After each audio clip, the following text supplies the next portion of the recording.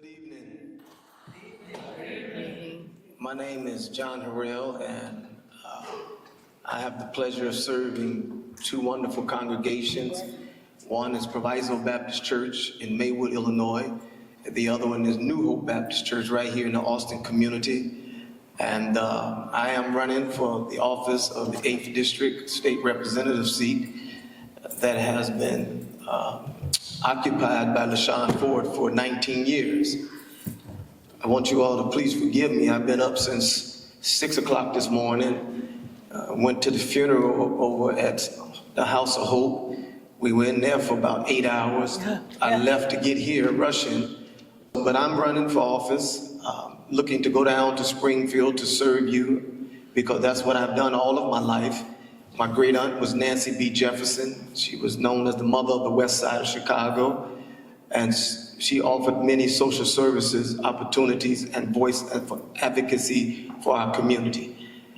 I'm a proud West Sider, grew up right here in the Austin community on the west side of Chicago. I went to John Marshall High School. I have a bachelor's in religious study, I have a master's in divinity, and I have a doctorate in theology. Not only that, but I'm also a military veteran. I've served our country as a military, did my basic training in Fort Lost in the Woods, better known as Fort Leonard Wood in Missouri, and Fort Bliss, Texas, and El Paso. I am a proud father of about 7 kids. We have a blended family of 9, 2 grandkids, wife married for about 14 years. And I am running for office because I'm sick and tired of political entitlements. My candidates, my other opponents, they're running for office. 3 other candidates, and all of them come from political entitlements. I'm not a politician, I'm a public servant. I've been out here with a wonderful organization that was founded 6 years ago known as Black Men United. Black Men United was founded, co-founded by 3 other guys, Anthony Prince, Johnny Jackson, and Terry Young, and I have the pleasure of serving as the president. We have about a $6 million budget. We got about $100 million in economic development. We have served over 14.8 million people around this country, given away over 100 million pounds of food. Wherever disaster has hit, Black Men United has been there with boots on the ground. When there was a water crisis in Flint, Black Men United was there. When there was a water crisis in Jackson, Mississippi, Black Men United was there. When they wanted to shut down the Park District and move migrants in and move our community out in Amerson Park, Pastor Harrell, along with the team, was there.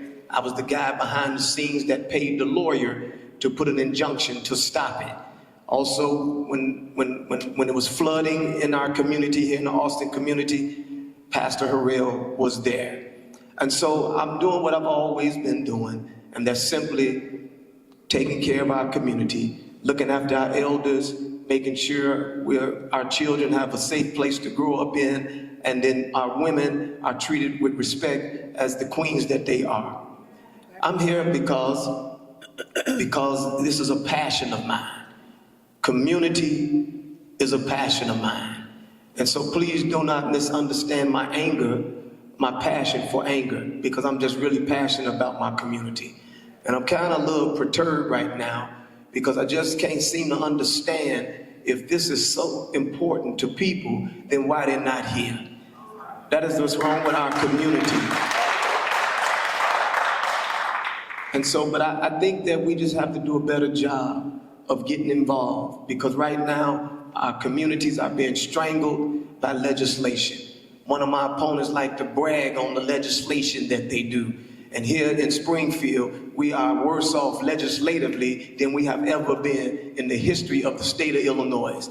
And so I want to just go down there, use my platform, use my voice, and use my people power to bring the necessary resources back to the communities that make me who I am.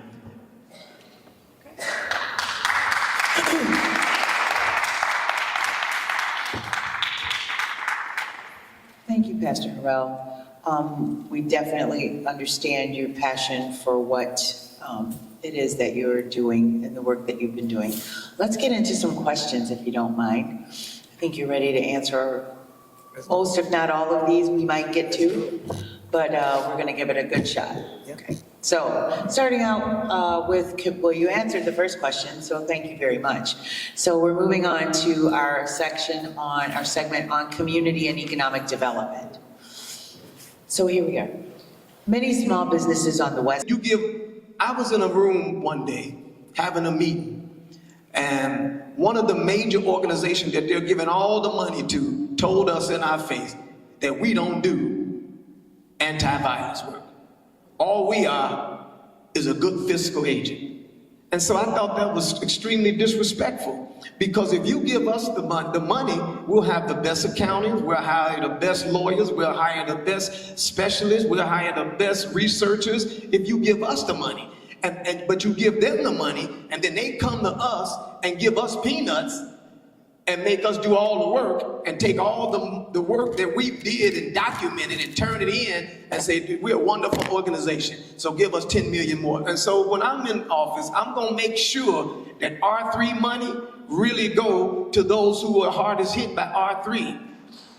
They giving R3 money to a Chinese chess club out of Rockford. They ain't got nothing to do with the war on drugs, and ain't none of them ever did 30 years in a penitentiary. And so I wanna make sure that we give the money to those who are doing the real work.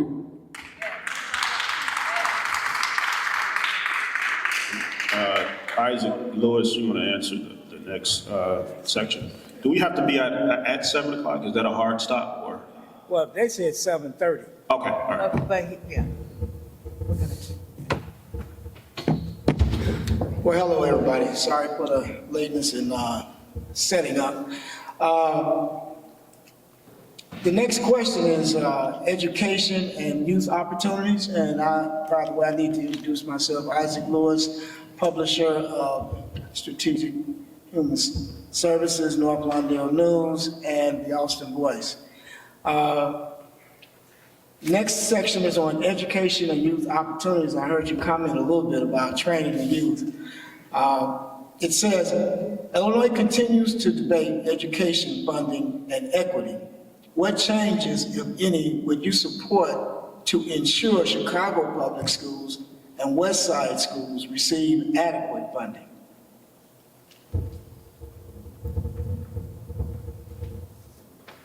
I think that we got to take a look at the funding formula as to how schools are being funded in the first place.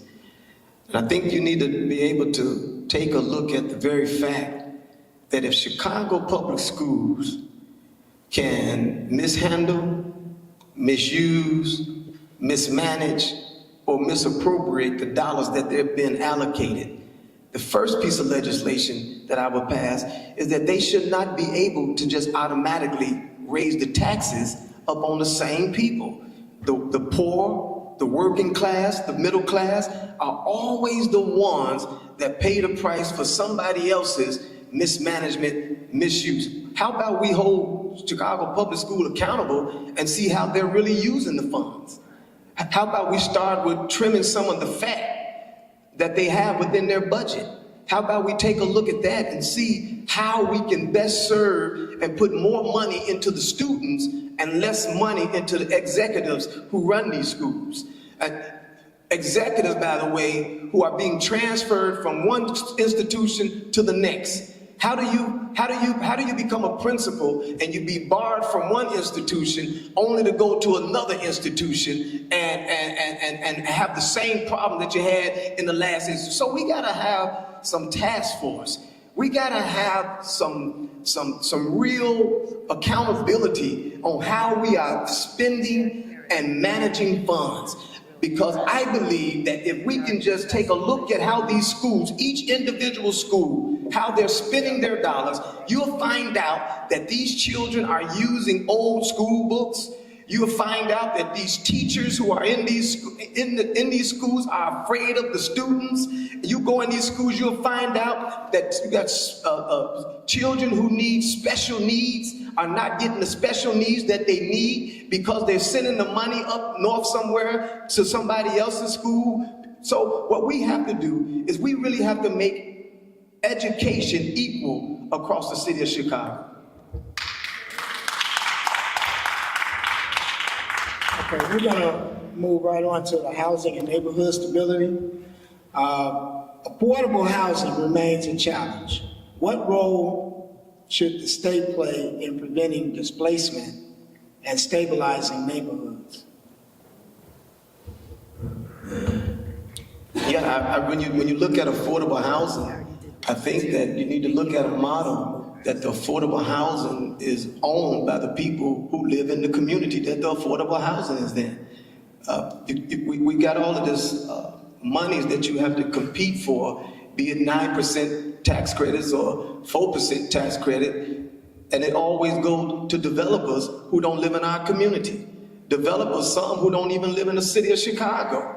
And then once the affordable housing is up, they're absent landlords. They try to send somebody to manage the properties, but then they don't really give them the resources and the things that they need to manage the properties. And so what you have is you have a bunch of disgruntled people that are living in these housing, and they're not taking care of the housing. You go past it, the blinds are broke. You go past it, you got people hanging out on the front. And so what you got to really do, man, you got to take a look at this, because the people that are getting the money, again, they're not from our community. And that's the problem. If you really want to change the landscape of a community, invest in the community for real. And investing in the community don't mean invest in structures, it means to invest in people.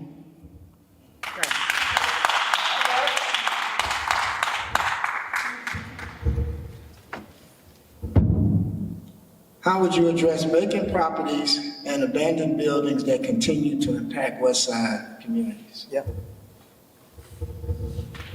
Yeah, so as it relates to these vacant buildings and abandoned buildings that are in our community, I think that we should find the neighborhood handyman, along with a team of young entrepreneurs who are going around and training. For example, I sit on the board of Hire 360. How I would approach it, I would get with Hire 360 and some of the local young men and women from our community, and help them to stand up real formidable companies so that they can rehab these buildings, put them back on the tax roll, but then most importantly, help them to become owners in these properties. And so we have to take a look at that so that we can get these young brothers and sisters. Everything that I do is always geared around people. And it's got to be geared around the people that make us who we are. And we have to stop investing in people who are not from our communities.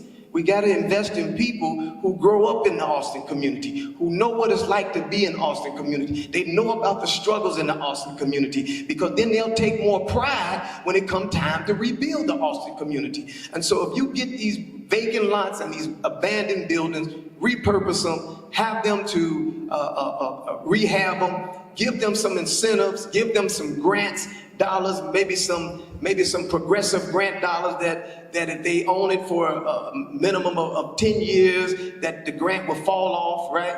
And so you just have to invest in people. If you invest in people, then they can fuel and fund their own philanthropic efforts. They can take care of their own community. And so they can hire their own people from the community. They can do so much with ownership and so much by just having a stake in the very communities in which they live. They saw the communities when it was up, and they also saw the community when it came down.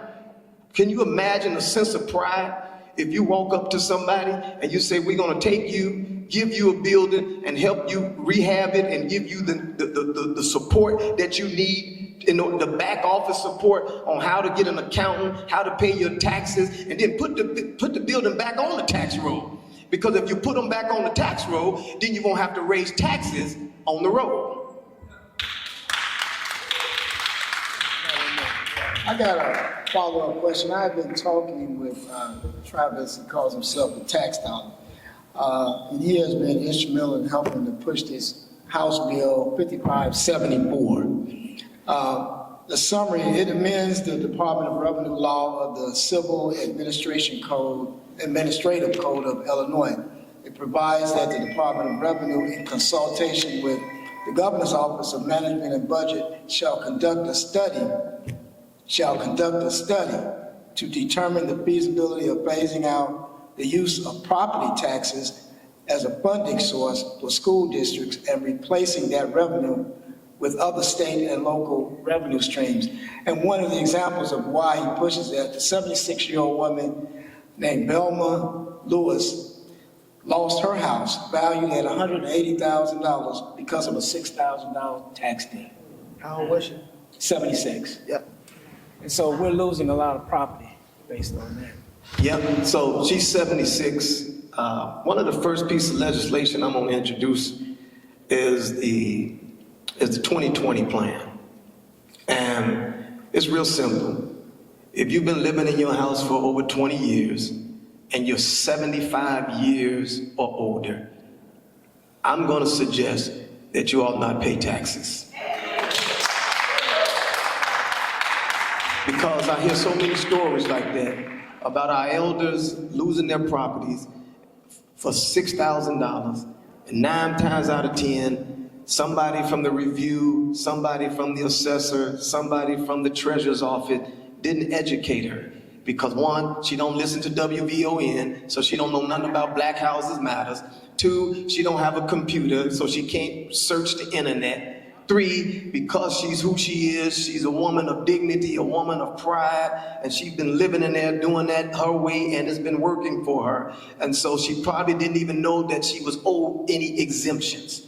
And that if she filed her exemptions, the amount that she lost the house for, the exemptions probably would have took care of that. And so we have to do a better job. And that's some legislation. Not only am I gonna freeze the people who's 20 years old, 20 years in their houses and 75 years or older, not only would I suggest we freeze their taxes, but the most important thing is I want to make sure that we put legislation in place where we hold these 3 bodies accountable.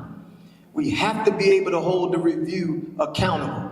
And the review and the assessors should not be friends, because that's a conflict of interest. Not only that, but then the treasurer's office. We got to make sure that those 3 bodies are talking to each other, and that they put a task force together that would include them, that would include people from the 77 different communities that surround this city, and have a task force to talk about how we can help these people with this property taxes. So I'm very familiar with the tax doctor. I'll be talking to the tax doctor. What I'll do is I'll put some committees together, so that part of the committee is so that we understand what we need to understand, so we know what we're representing, so we don't go to Springfield and misrepresent. I just want to say that Sean Ford was one of the sponsors of that bill, and I think Cam Buckner was the other one. Thank you.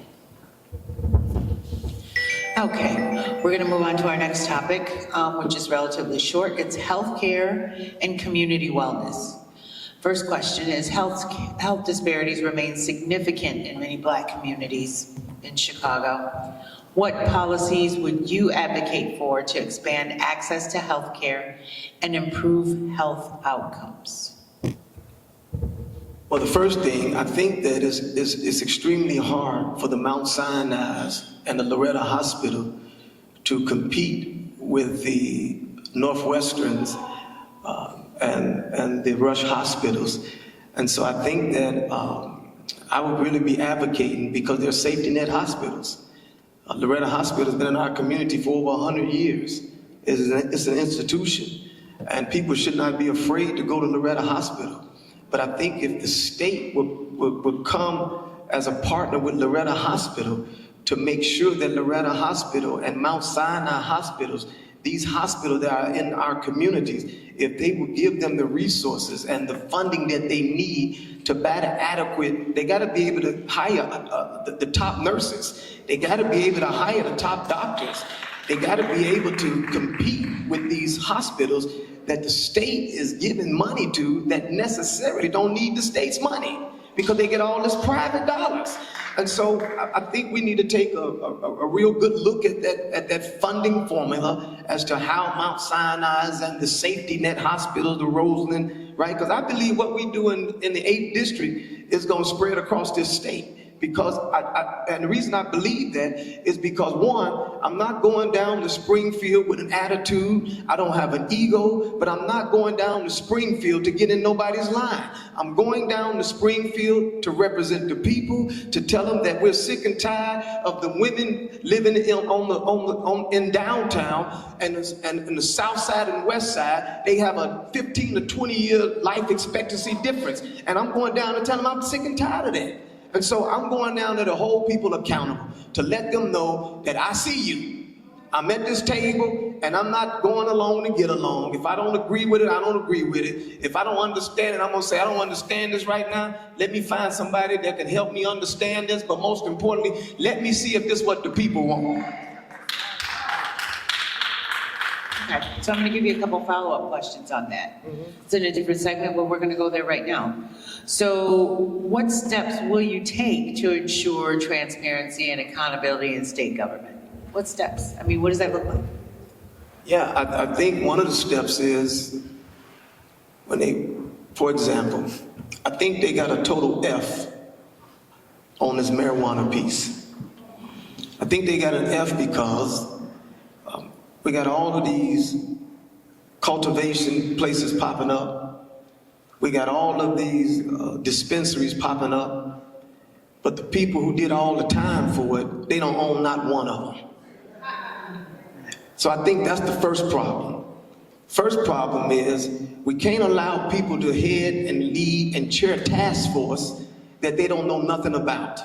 And so that's the first thing that I want to hold them accountable. The next thing is that they put a social equity piece in there only to find his track record.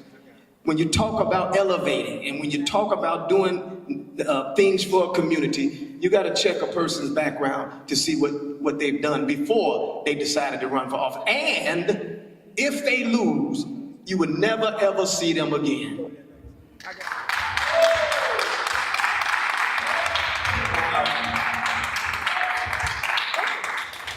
You talked about the 8th district, and the 8th district has a lot of diversity.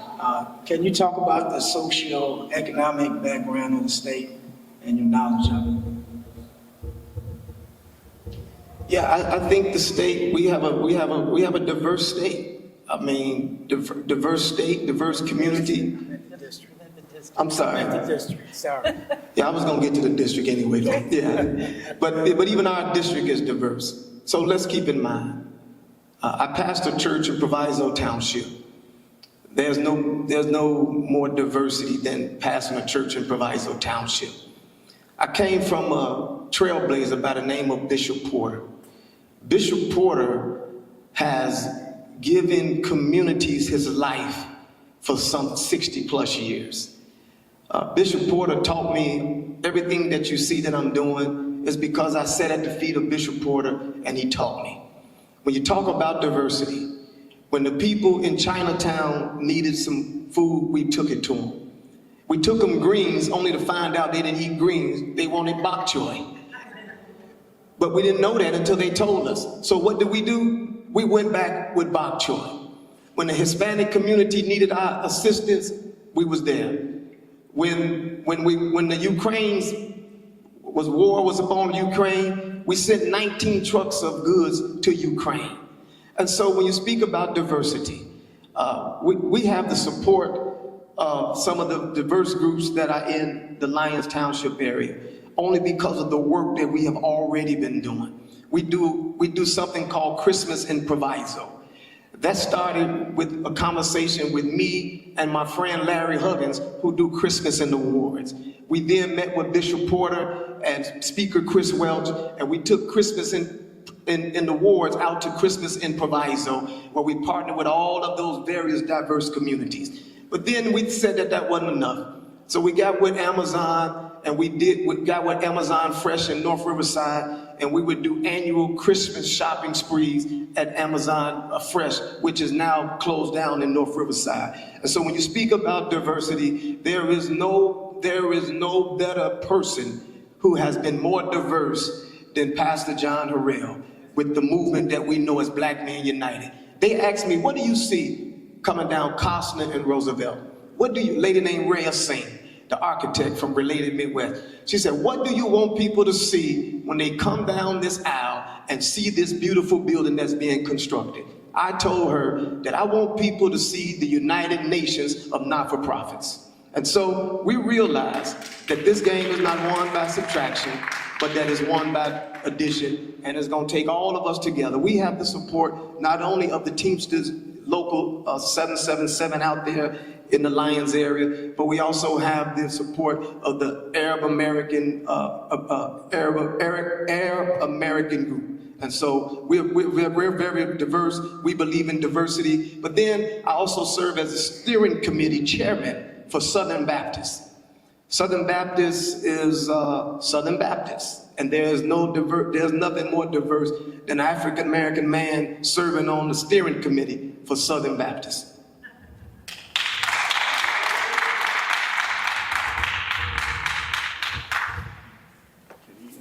Yeah, if you have any questions.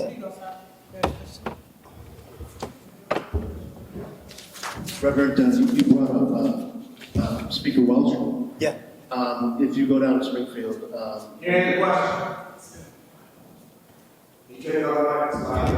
Yeah.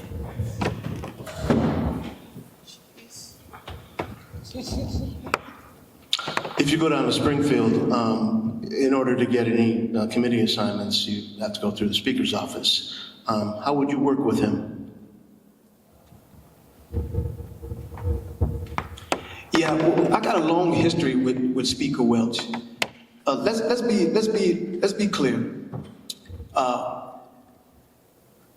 When they made the deals that they made, I was no consideration. I wasn't even a thought, nor was I even thinking about it. So so there is no problem with Speaker Welch. When I go to Springfield, I'm going to work with Speaker Welch to help make things better, to help lighten the load on him as well. Speaker Welch and my mom served on the school board together. My mom was the vice president of District 209, and she ran with Speaker Welch over and over and over again. But not only that, Speaker Welch came from our organization, PLCCA, under the tutelage of Bishop Porter. And so there's a lot of Portites running around here that have come up out of PLCCA. And so working with Speaker Welch would be an honor. My job is not to go down there and shake anything up. My job is to go down there and continue to be what I've always been, and that's a unifier.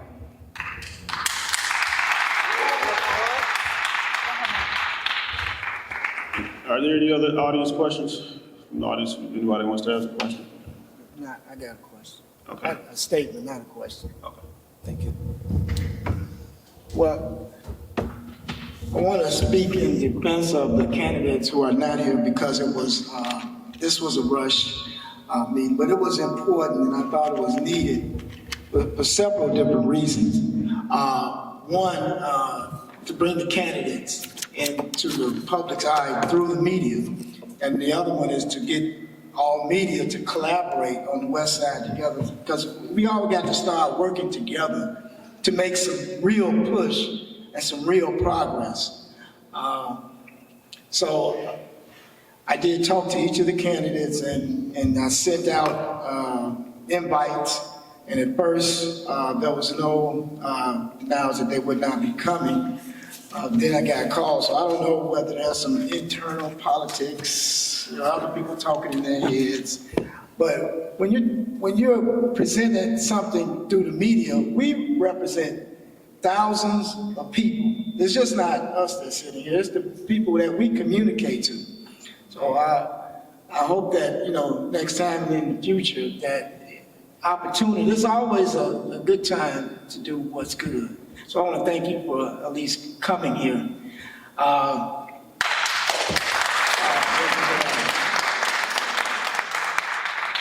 So they are super sisters. I know Jill Bush in her defense, she had a funeral and she had an accident with her leg. She has a cast on her foot.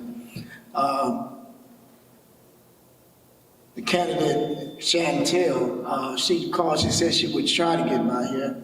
So I was hoping that she would. Was going to even try to call to get a question from her, because it's just not us that's here that is going to hear some of this or all of this. It's going to be all those who we distribute it to. So that's why it's important that we start working besides our fears of what we think people are trying to do, or where alliances may be. And I always try to come at this from a neutral stage, because the town hall is just that. It's supposed to be neutral. We're just trying to hear from the candidates. That's all. We're just trying to hear, so people can make an intelligent decision.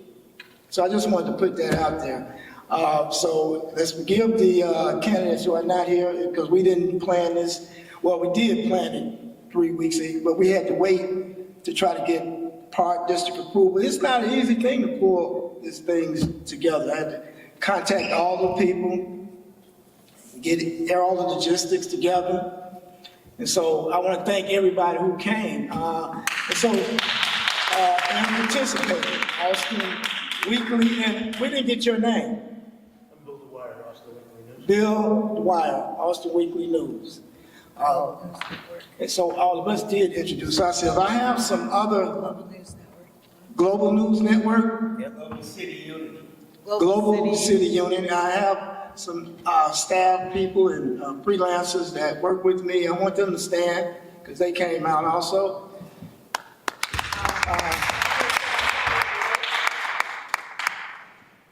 I just want to say, my name is Shavette Conley. I'm just sorry I was late. I was at Reverend Jackson's services today, so that's why I'm just making. You must have stayed till the end. We took up that for. But I wanted to make sure that I came. What time was it over? I just want to know, because I left it just before. It lasted like 4 hours. It was longer than that. No, it was way longer much than that. Well, yeah. I left at 4. People spoke for like 4 hours, Oh, but my it was God. longer than that. For sure. But I think this is a very good thing to have a forum. One of the things that I wanted to say is there's power in the pen. And when we write articles and put them in these newspapers and people read them, like say if we wrote an article about this event and people didn't show up, that doesn't look good. It looks good when you write about a person and their ideas and what they're going to do for the communities. And people want to know that. They don't want to just vote for somebody. They want to know, what are you going to do for us to make things better? How are you going to make changes in our communities? So if he's given his ideas and his things that he's going to do to change the community, I think you should take a look at that and remember what he said. Amen. We also have Cynthia Manuel. You want to say something? First of all, I want to say I've been knowing Pastor Real for a long time, and I actually ran out of ink with all the things that you're involved in. And like you said, he's been doing so much. You guys see Black Men United. He's a voice to be reckoned with. Humble as could be, but a power in words. So I appreciate him even staying, because he could have just left like some people I've seen in political forums leave when nobody shows up. They just leave. So thank you for that.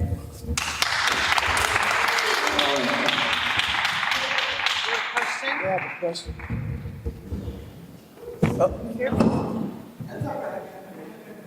Chair moved out from underneath you. I know these days it's still, because I've been running all day. But I just want to say to the whole group, as people of God, Yeah. first thing we need to do is like David said, in 133 Psalms, behold how good and pleasant it is when brethren dwell together in unity. When we come together, people, is nobody can beat a person to come together. It's a teamwork make a dream work. All right. And whoever win or whoever lose, we should not have an attitude. Step in that door and help him just as well as we help each other. Because we need each other. And these are the days of perilous time that everybody needs somebody. And what we as our race need to just shut up and join together up. And let's do the work. And I thank and praise God for you, Pastor, because you said some things that I really was dwelling on. But there's very few people want to do the things that need to be done. Yeah. Most of the things they need to set aside and talk about Jack and Jill, and when we need to do the hill, get up on the mountain and get it done. He was talking about the leadership in the community. Most things in the community and in the church, most of them put people that really don't understand what position they are in. But I can tell anybody here today, if you get into position, make sure God called you for that position. Because you can be qualified, because he qualified his people when we step into position. I've been in different positions, but God called me for one position. And that is to help the whole total soul of man, regardless of what color or creed you are, just reach out there and help them. I have an organization that for 25 years, Williams Care Outreach Mission, and I don't have no respectable person. If you need, we got it. And if we don't have it, we gonna get it, because it's out here. And I just wanted to tell him about the taxes that you said. When people get 75 years old, they need not to pay taxes. I agree wholeheartedly. Because the state that I came from, when I reached 65 years old, I didn't pay no taxes on my land or my houses, and I had more. And that's in Jackson, Mississippi. Hello. And when you reach 65 down there in Jackson, I know every state don't have the same rules and regulations. But they should. But they need to stop these older people, 89, 99, paying taxes. A lady was telling me on the other day, so she paid $4,000 taxes in the household by herself.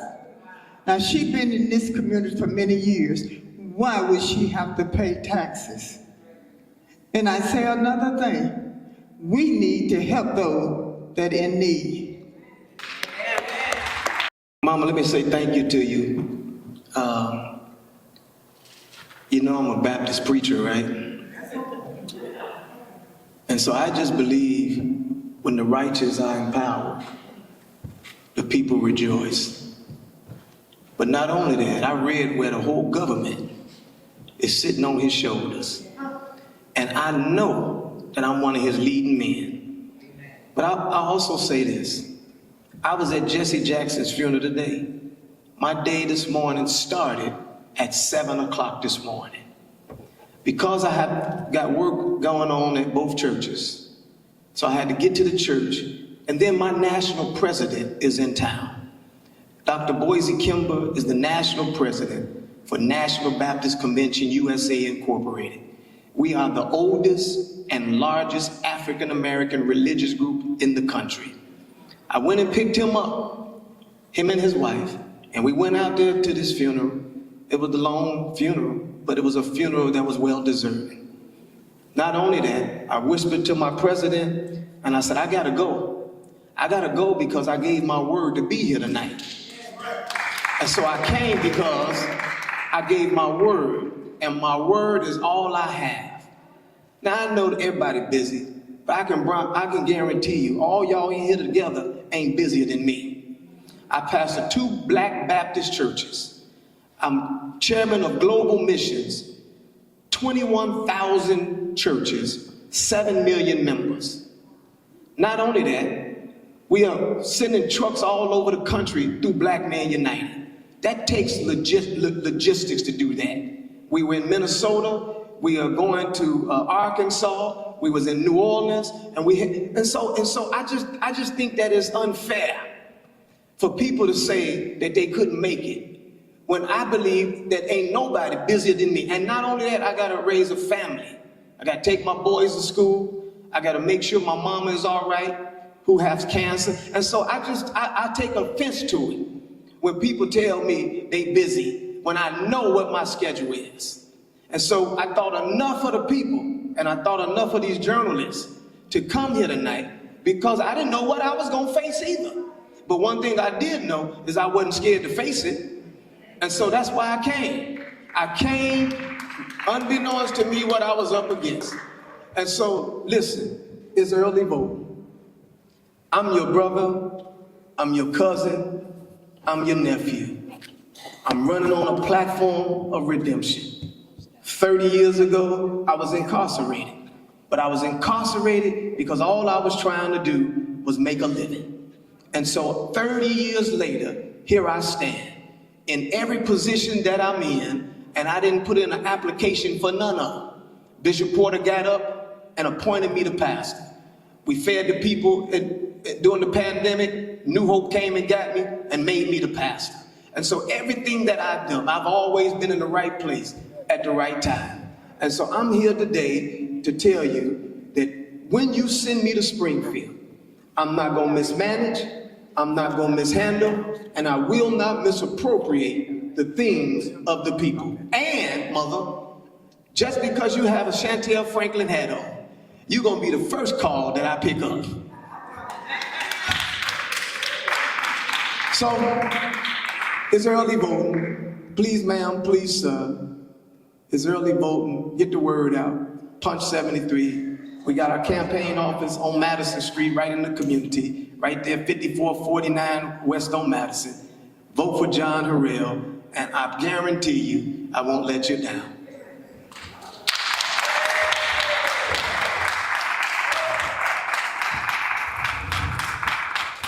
Well, Pastor Harrell, we want to thank you for showing up with your courage, not knowing what's going to be here and not what you're going to be facing. We even had to change the format. And so I believe in making it work. Yes, I believe you believe in making it work. We made it work. And they was asking, what's the format going to be? Because we were going to have it set up there, but the other candidates didn't show up. So I said, well, let's turn it into a show. And one candidate that showed up turned out to be his show. We would love to have all the candidates here, because that's what democracy is about. It's about fair competition. If you don't leave here with nothing else, just remember, John Harrell will show up. Thank you all for coming. So we're going to get out of here from the Park District. We want to thank the Chicago Park District for